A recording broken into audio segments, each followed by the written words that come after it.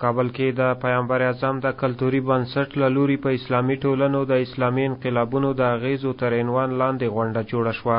په دغه مراسمو کې دیني عالمانو د جهاد او مبارزو یادونه وکړه او له هیوادوالو یې وغوښتل چې د اسلام د سپېڅلي دین په رڼا کې په یووالي کې ژوند وکړي او په هیواد کې د رامنځته شوي ډاډمن امنیت او اسلامي نظام ملاتړ دې وکړي. مسلمان او افغان بس دو کلمه ما شما را جواب میکنم دیگر کلگی بحثا را چی میکنیم ایلا میکنیم با او جواب میشیم و با او انشالله دشمن را شکست میتونیم که بتیم او به انشالله ما زندگی ما شما جور میشه. په دغه مراسمو کې ویناوالو وویل چې د اسلام سپېڅلی دین مسلمانانو ته د یووالي او عفو امر کوي. پیامبر وقتی که آمد فتح مکه اینجا صورت بگیرد جنگ صورت نگرفت. پیامبر آمد مکه را تصرف شد.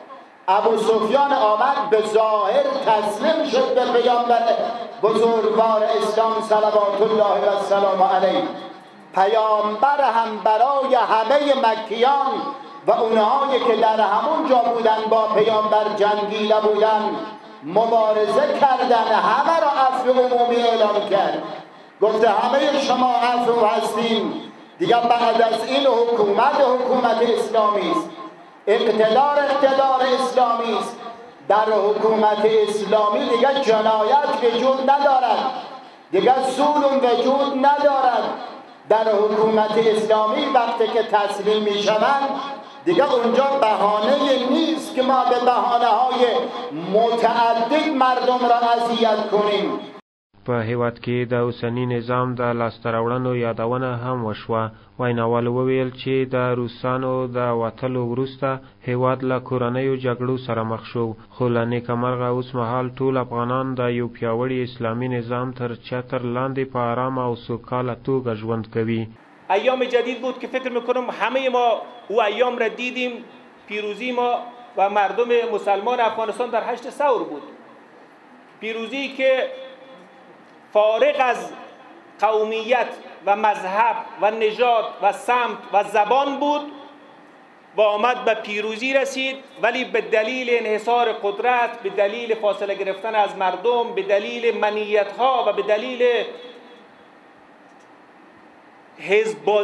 حزب‌بازی و اولویت دادن به حزب دچار فروپاشی شد، دچار سقوط شد. ویناوالو وویل چې مسلمانان باید د اسلامي اصولو په رڼا کې د خپل ټولنیز ژوند چارې پر مخ یوسي تر څو د بریالیتوب سبب یې وګرځي.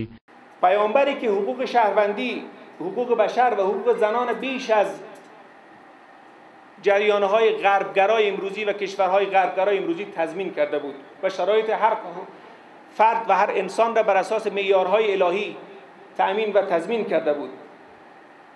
بر این اساس ما معیار مشخصی را داریم، الگوی مشخصی را داریم و با الگو گرفتن از او شرایط و از او پیامبر رحمت للعالمین و دین خاتم بتانیم یک سرنوشت و برنامه‌های خود را طوری تنظیم بکنیم که منجر به آبادانی دنیا و آخرت ما شود، که هم دین ما به عنوان دین اسلام و کاملترین دین تضمین شود و هم منجر به رشد فکری و اقتصادی و موارد مختلفی دیگه شود.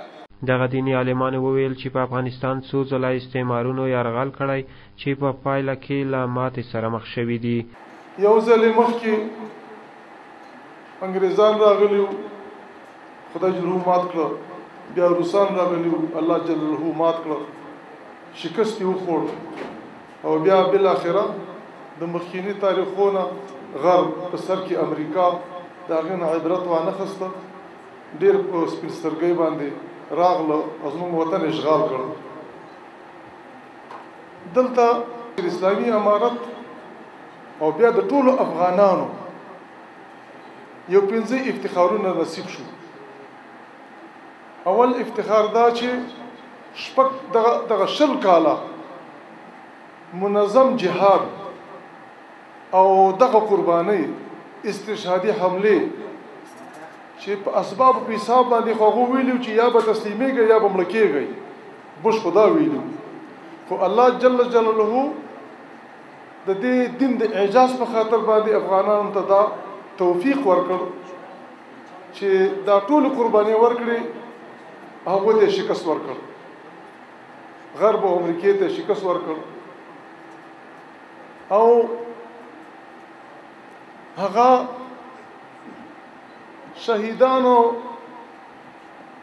استشهادیان دا خو پرېږده په دنیا کې په تاریخ کې به د خیر القرون نه دی خوا داسې یو منظمه تنظیم به پیدا نه کړی چې هغو د په یو دم باندې 50,000 کسان محبس ته ورکړي اسلامي امارت او افغانانو دا ټول چې راټول کړي د 50,000 بندیا قرباني دادا در گونتانامو و در باګرام و دیگر محابس.